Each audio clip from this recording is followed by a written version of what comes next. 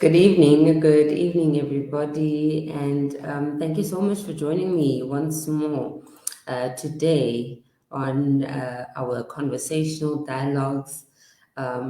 These dialogues, I'm hoping to have them at least once a week, if not more, depending.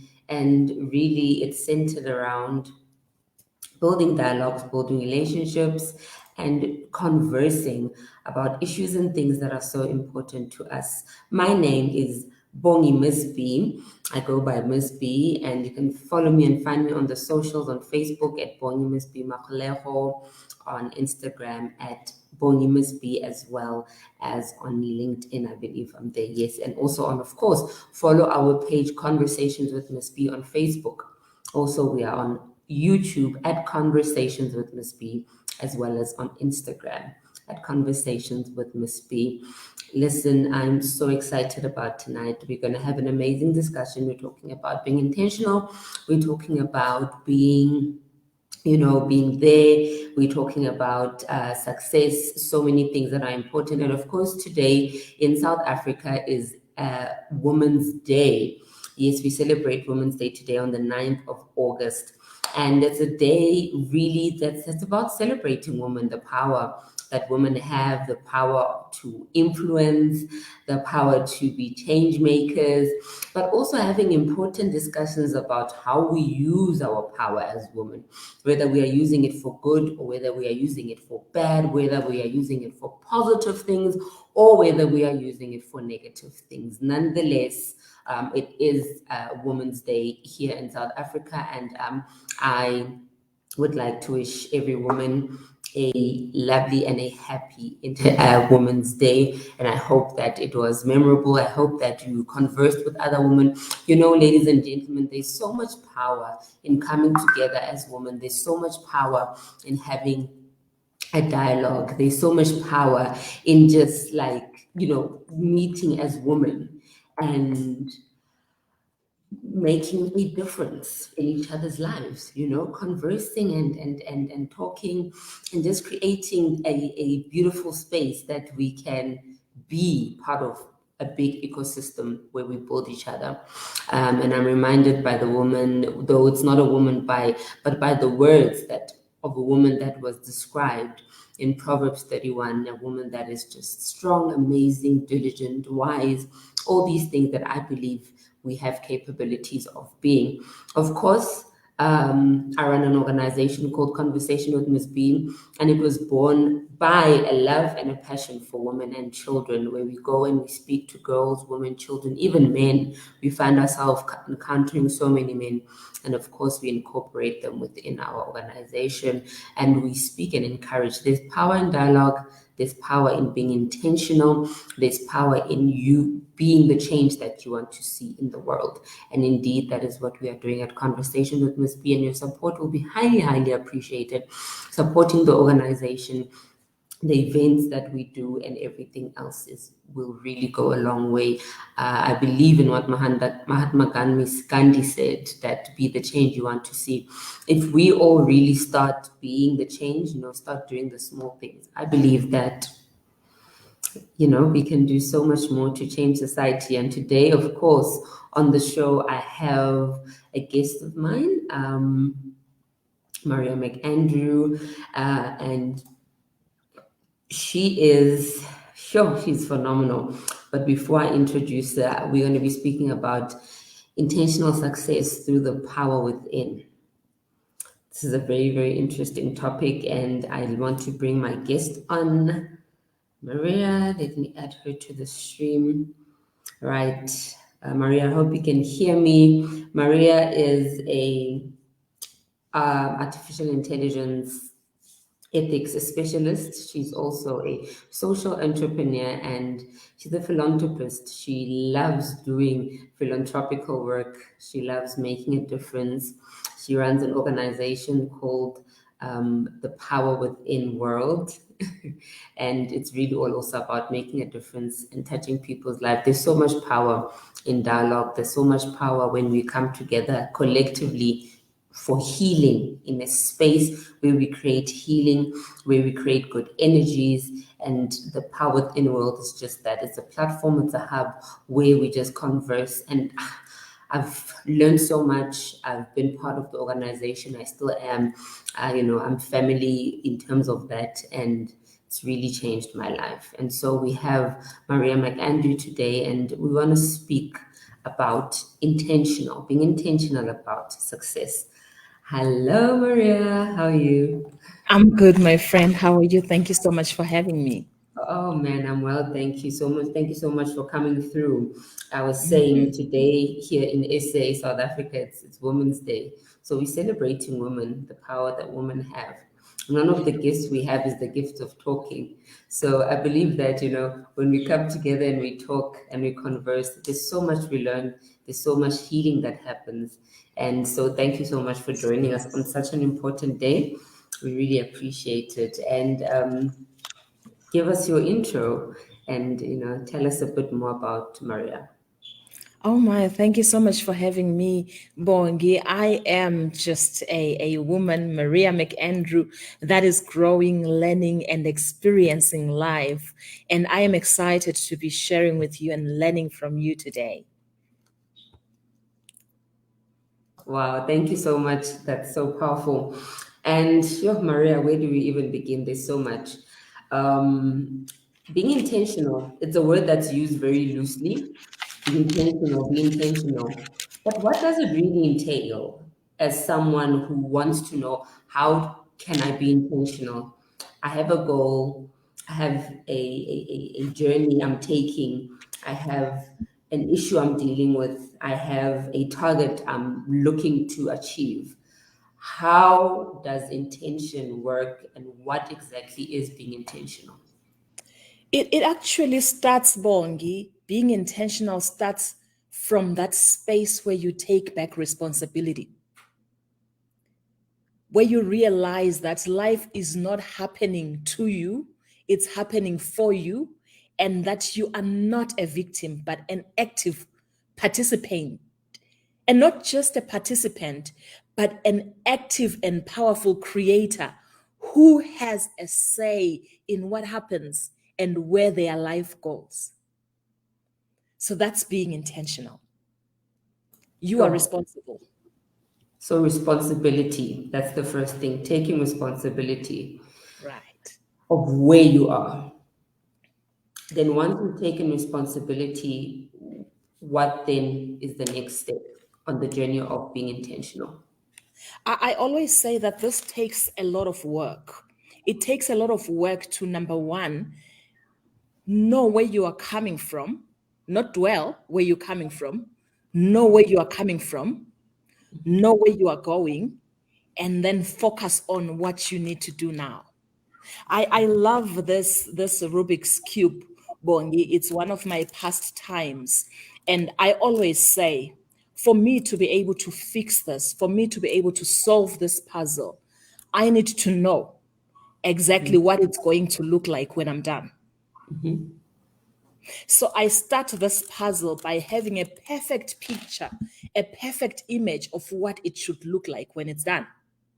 And even if it's scrambled, even if it looks different, what I have right now is, what is this puzzle going to look like when Maria is done? And that is why that becomes important, our original design. Because the notion of success on its own is very elusive, Bongi, because many people think that success is something static. It's something that you reach, it's something that you accomplish. But when you think about success, success is very dynamic. It's something that happens, and it's a journey. You get to one level, you get to one goal, and you realize that, oh, okay, maybe this goal is leading me to the next, and to the next, and to the next. And so we live life and experience life that way, in all these successful steps. And unfortunately, at times we have a way of measuring success based on what we see outside. And what we see outside, I actually call feedback. It's feedback. Okay, this one is sitting in the right place. That's just feedback. Was I doing the right thing? Am I still on the path? I know that when I'm on this path and I'm traveling to town, I'm going to pass a T junction, and I'm going to pass the robots, and I'm going to pass the Sasol garage. Those are just feedbacks that you're on the right track. You are on your journey. And many times when we look at success as something static, we get stuck because we then settle. Okay, I'm going to be successful when I finish a degree and get married and have a great job. And then what? I'm going to be successful when I have this type of car. And then what? You see, so people are using feedback as a measure of success. It's not. And sometimes feedback is not necessarily what we like. Sometimes feedback can seem unpleasant, but it still says you're on the journey. It can be an uphill climb. That's feedback. Am I on the right journey? Do I need to change gears? What happens now? That's all still feedback. But then what brings about success is coming from within. So before we go there, before we go to the end, so we're speaking about being intentional. So you're saying it takes number one responsibility of where you're from, responsibility where you are, and responsibility of where you're going. So meaning you need to first have a conversation with yourself. A lot of times I think we have that blame mentality. It's always someone else. It's always because I was born into this family. It's always because I didn't go to varsity. I didn't have the money. There's a lot of shifting that we do in life. And so when we shift, we actually, what you're saying, we're doing the opposite of being intentional. And we're being unintentional, meaning we are allowing things to happen to us. We're saying, I'm a victim of life. Whatever happens, happens. I have no say. I have no control. But with intention, you're saying, take back your power, essentially, through taking responsibility of where you come from, where you are, and where you are going. And then now you're being intentional. In that area of intention, what can I do once I've gone through the thought process? Because sometimes you think things and then a week later you've forgotten what you thought. What are some of the tools maybe you can give us and the viewers watching of how we can implement this intention in our lives so that we can even hold ourselves accountable for it? Bongi, you mentioned something very, very powerful about the past. And if you allow me, I would love to touch on that very briefly when we think about intention. Because you say, sometimes we say, yes, something happened to me, this happened to me. And taking responsibility is even allowing yourself to look at all that and how it's affecting your life right now. What is influencing how you live right now? What is influencing where you are? What are you carrying? You know, there is this song that I've come to love in a different sense that says, "Akungenwa nemitwalo, akungenwa nemitwalo, akungenwa nemitwalo, ngoba isango lezulu lincinyane." I'm understanding this song in a different light, Moni, because we carry things from the past. Sometimes that letting go of responsibilities makes us to actually ignore the things that we are carrying, even if they are affecting our current reality. Sometimes we let go of that responsibility of taking care of it. You have pain, you're holding on to it. Why? Somebody hurt you, you're holding on to it. Why? You have trauma from the past, you're holding on to it. Why? And so when you start realizing that you are responsible for that too, I normally give 3 things to check yourself if the past is influencing you. What's inside you? What's influencing you? What's affecting you? What's influencing your current reality?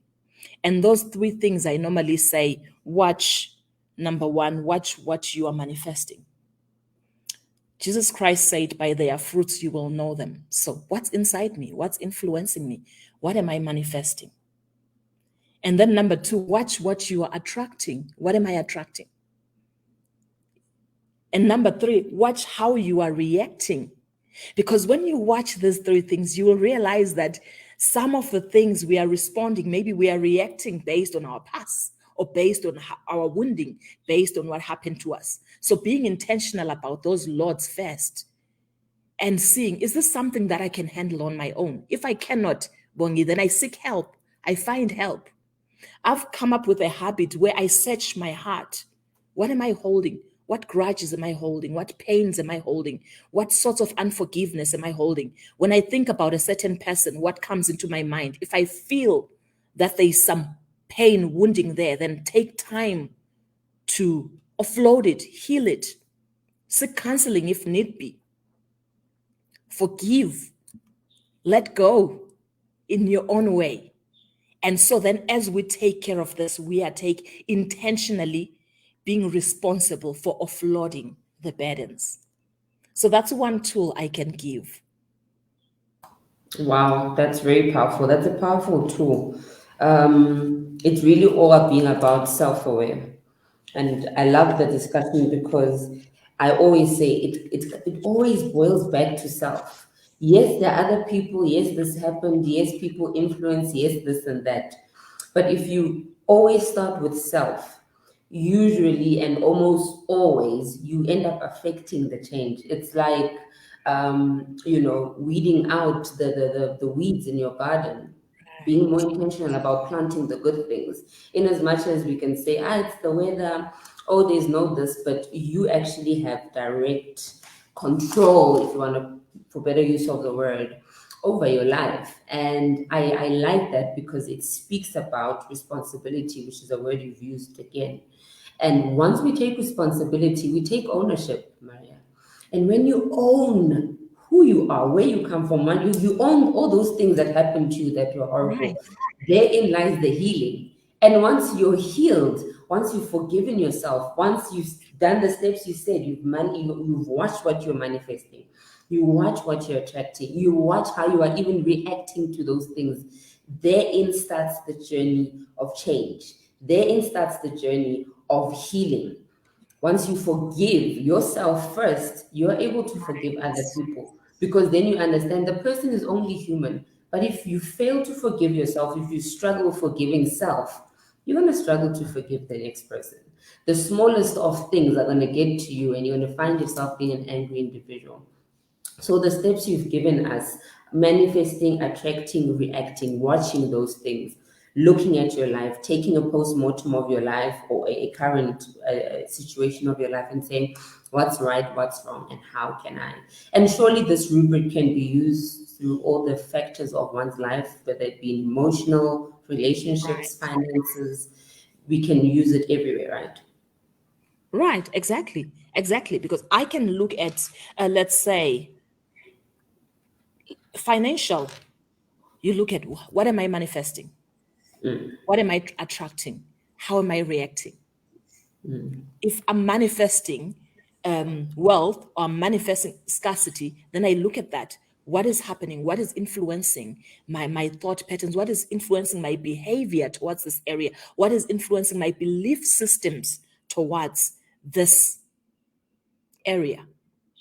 And reaction is even a very good indicator, because if you watch, how am I reacting? How do you feel when somebody says something that has to do with that pain point? How will you react? How do you react when you pass through a store, a supermarket, and you know that you're about to max out your credit card and you see those shoes that you love? How do you react watching those closely? And then going back to find out really what is influencing this reaction. Am I doing this because I have to do this, or am I doing this because of some wounding from my past? And Bongi, this takes work. Definitely. I always say anything that is good takes work. All the wrong things are easy to do. Shortcut is very easy. It even sounds convenient. You think you're saving a few kilos, but down the line, you start to realize the wear and tear that usually shortcuts have a lot of issues along the way. They seem short at first, but later on, the effects start to show. So, but if we do the work, I think it helps us. Otherwise, we don't pack things up. We don't pack things up. I remember watching a movie. I think it was called, I don't remember, but this lady had so many dresses and so many things that she would keep in her wardrobe, and she would just bury it in there in the closet. And one day, she decided to open the wardrobe, and all the clothes came towering down on top of it, and she could not believe how much stuff she had put in there. And she tried putting it back, and they just wouldn't fit anymore. The wardrobe wouldn't close anymore, and she was then left with no choice but to deal with that luggage, to deal with those skeletons, to deal with those things that are causing so much effort. And of course, once we've been intentional with this, then we speak about success, which you've also touched on already, to say that we need to define success for ourselves. A lot of times, Maria, we think success is having a certain car, living in a certain house, having a certain bank balance. Of course, it's part of it if you've been looking at that and wanting that and aspiring towards that. No one wants to live in lack or poverty or battling. But I'm of the opinion that's not only the only way to gauge success or define success with a car and a house and money. So take us through, how much we can open ourselves up, because I'm worried to say, if I don't have the car, Maria, if I don't have the house, or if, halfway through the month my salary runs out, I'll feel I'm a failure. I'm a loser because I don't have those things that are defined as success. So how much so can we help us broaden our definition of success? And that comes from, I love what you just said, Bongi. That comes from being able to find home first, being able to find yourself in you. Are you home? Do you know, if I think about home, I remember us growing up, it didn't matter what we had or didn't have when we were home. But the moment you get home and mommy is home, everything is okay. There are things that you would go without, but as long as you were home, you felt okay, isn't it so? You, That's you true. wouldn't you wouldn't move to your neighbor's house because they have a better car than your family. You would Mm, still feel at home and content and secure. And so this is the first success that I've found is more beneficial, and it leads to bigger and bigger, what I call feedbacks, really, not success, feedback, critical feedback. When you are able to, first of all, find the home within yourself, find yourself. Where are you? Who are you? What are you doing? Why are you here? And then finding your home in the grander scheme of things, Bongi, even in relation to where we are, in relation to our connection with each other, our connection with the environment, our connection with the universe, our connection with God. Who am I? And you find that becomes the first success. There is a scripture I used to hate when it was preached in church. And that scripture says, seek ye first the kingdom and its righteousness, and all this will be added to you. I used to hate that scripture because I used to think that when they say seek ye first, so all of us, we must not seek all these flashy things and the wealth and the beautiful things. We must just seek some kingdom in a faraway place, while the church is seeking these buildings and the cars and everything else. So it used to cause this conflict within my spirit. But when I realized, when Christ said the kingdom is within you, when you seek that home within you, when you seek that space, that place where you feel secure in the knowledge that you have a greater purpose here and you are part of something greater. When you find that, then all these start coming to you because they follow purpose. Now, for me, a good home is not success. A good home is a space where I can thrive while I fulfill my purpose. A car, a comfortable car with great air conditioning and that drives and does not make noise, is not is not success anymore, but it's something that aids me in accomplishing my purpose. So all these become tools that you use. They are not the end in themselves. A marriage is not success anymore for me. A marriage is a partner that comes into my life and we are all pursuing our purposes alongside each other. It's no longer success. Success for me is that day when I come before my maker and he says, "Well done, good and faithful servant. You have done your job. You have run the race faithfully and you have finished it." Success for me is waking up in the morning and knowing that I have a goal and facing obstacles and going, even if I don't feel like it, getting to the end of the day and looking back and say, "I did it." That's success for me. So what does success look like for you? Because when then we have all these measures of success, of feedback, I'm not going to call them success, feedback, this feedback that says, you did it, it was hard, but you still did it. It was raining. You had committed that for your body, for your health. You will run every morning for so long. You will keep healthy. You will keep active. You did it. That's success. And when you get to that milestone, you realize it's leading you to another. And you get there and you go to another. That's success. But when we stop, when we wake up in the morning and we win the lotto and we buy a car, a nice house, and flashy things, do you call that success?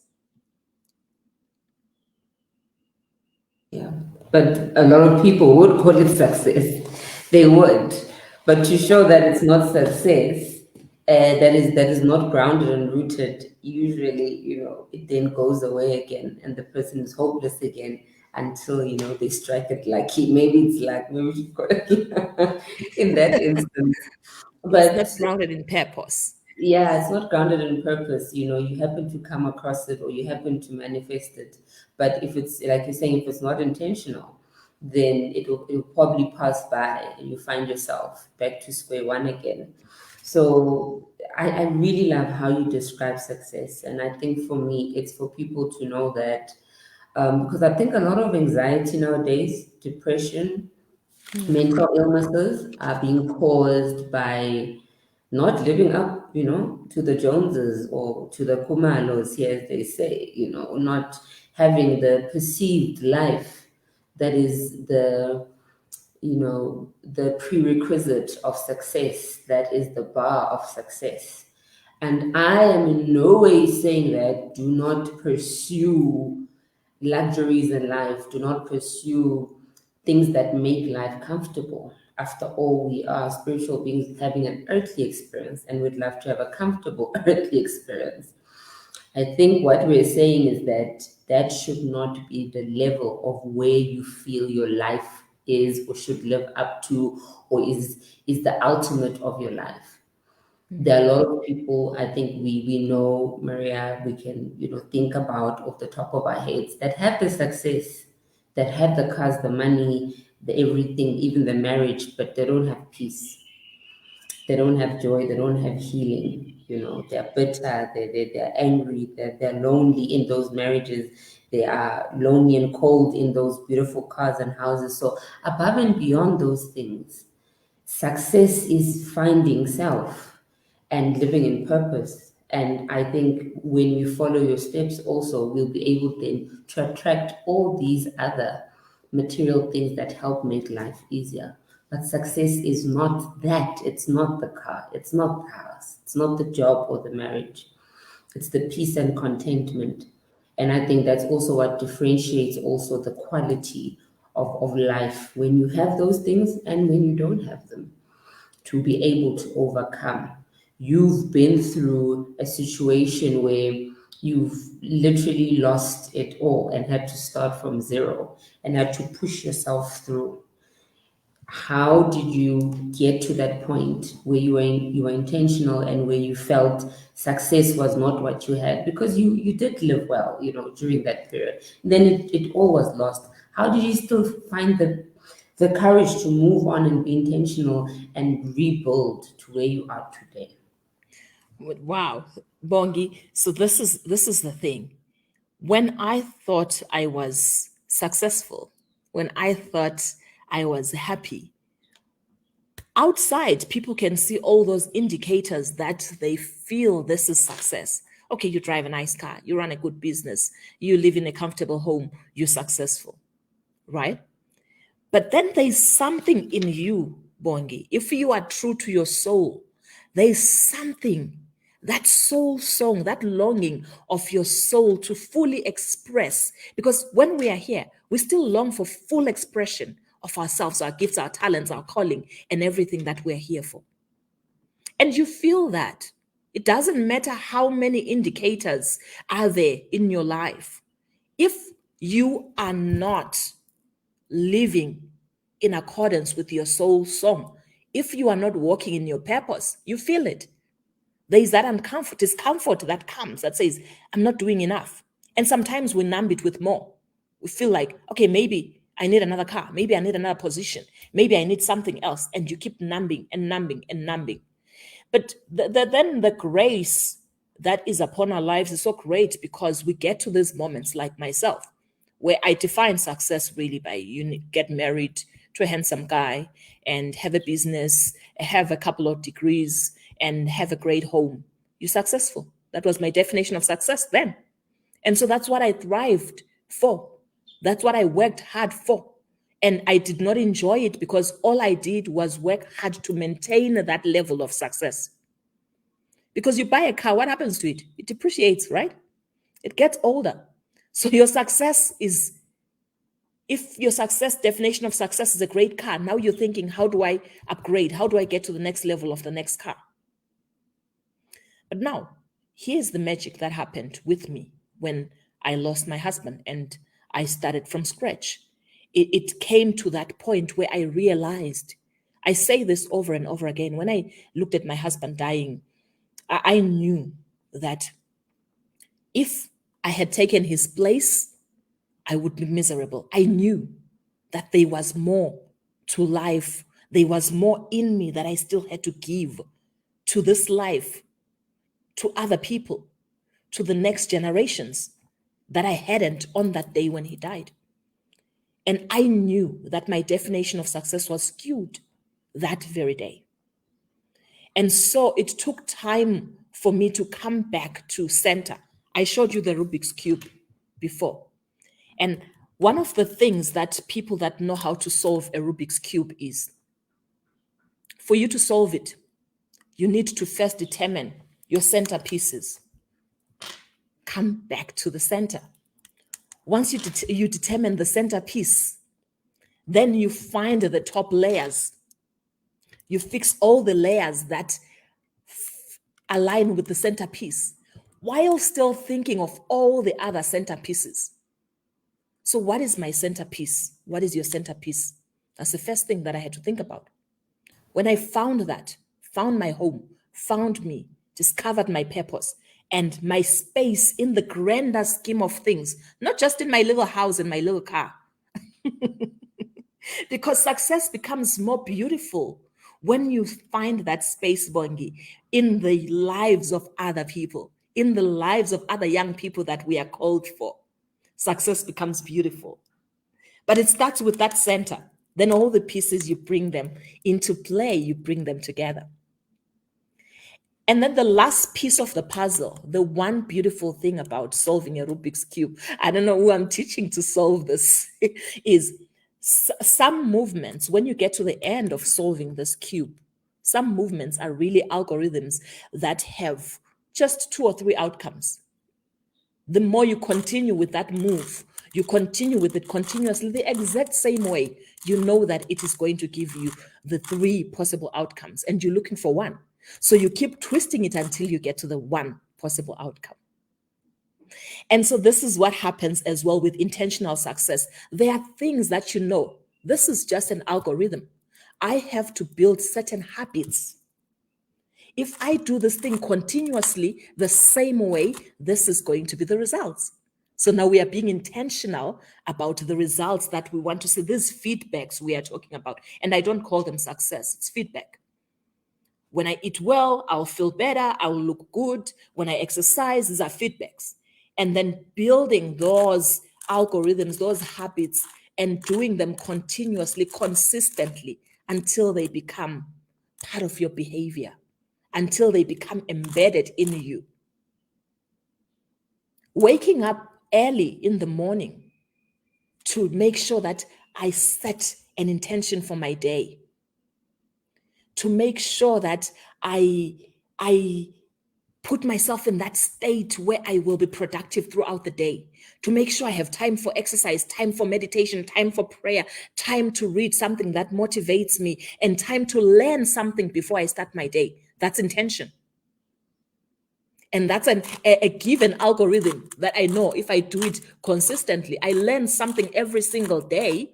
At the end of the year, I'll know something. Sure, Maria. Oh my word. That's really deep. I'm even taking notes as you're talking, and I hope the people watching are also taking notes, and those that will be rewatching. Intentional success. Sure. Being intentional about your success. Building habits, algorithms that you use, because we are creatures of habits, right? We created like that. The more you do something, the more intrinsically inclined you are, even without you being, without you thinking about it. But if you've put it into your routine, it ends up become part of you. So if you've defined success and you've done the soul work and you're now building towards putting together things that help, make your life easier, then you have to be intentional with them also. And as you build this in, you start to see those pieces coming together. You start to attract, manifest the things you want. You start to react differently towards others, towards self. And then life becomes fulfilling. It becomes really worth living. I remember when you were still in Centurion, and I think you closed you were about to close. Yes, I remember. So Maria, I was once Maria's client. She owned a couple of businesses around South Africa, and this particular one was in Centurion, and it was a nails, not just nails. It was a spa also, massages, treatments, and all that. So I used to do my nails by her. And one day, I think you were closing it down. You were closing Butte down. And I said, Maria, why are you doing this? Is there no, I don't remember exactly how I phrased it, but I was essentially asking you why. Is there no money? What's the problem? And you said to me, I actually wrote it down, you said, I realized that I must stop chasing money. You said to me that Bongi, I'm going to stop chasing money. And you said, I'm going to start chasing purpose, because when I chase purpose, money will find me. Loosely translated, I'm paraphrasing, but essentially that's what you said, to say, chase purpose, chase who you are, chase your passions, chase your dreams, chase your aspirations, chase the things that when you do, you find joy. And money finds you when you do that. And I remember that, and I remember even when doing this work that I've been doing, I've been able to sustain it without, money that I can say, this I saved up, this, but it's just been self-funding itself, because it's out of so much purpose. And even with the work that you do, the philanthropical work that you do, being a social entrepreneur, I believe that you just have people find you and wanting to pour into you and wanting to help you continue doing what you're doing.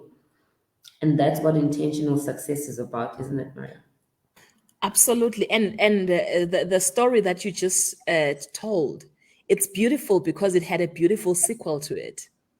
Because I made up my mind, Bongi, that I will stop chasing money. That business, I was working so hard, and all I wanted was to make more money and make more money.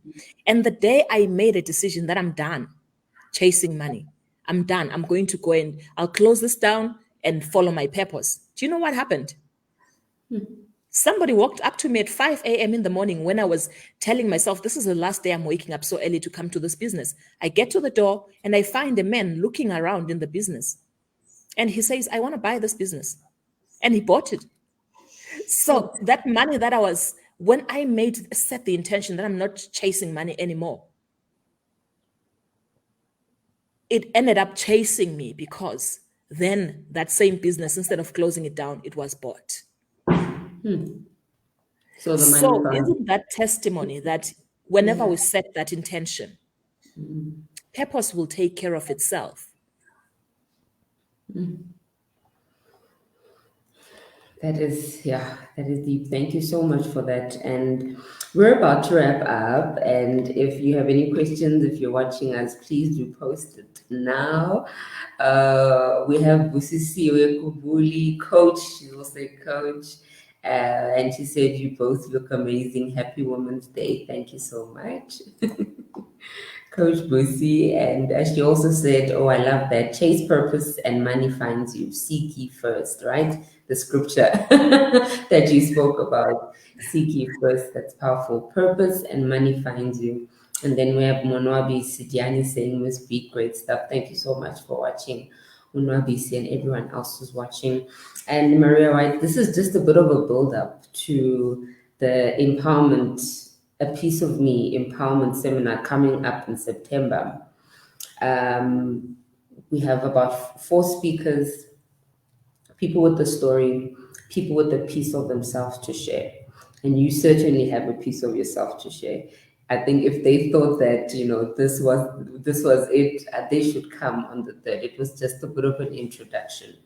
But it's a seminar that we're going to come together and share pieces of ourselves. And, it's like a bring and share. I come with this, I come with that. Collectively, it builds us. We will leave full, and we will definitely leave sort of fulfilled. And I'm looking forward to having you there at the seminar. And of course, Maria has generously donated and sponsored 2 of her books, The Power Within and The Death That Gave Me Life. Oh, my soul. In brief, just like in 2 minutes, tell us a little bit about those books. Like, what made you write those? What are they about? And what can people look forward to reading when they come through and get the books? Oh my goodness, thank you so much. I just want to shout out, Coach Busi, a dear friend of mine. And this is one of the sayings we always say is pushy purpose. Now that's what we do, is pushy purpose. So I'm glad to see that she's here as well, and everybody else that's joining us. Thank you. So it's pushy purpose, my friend. We're still continuing.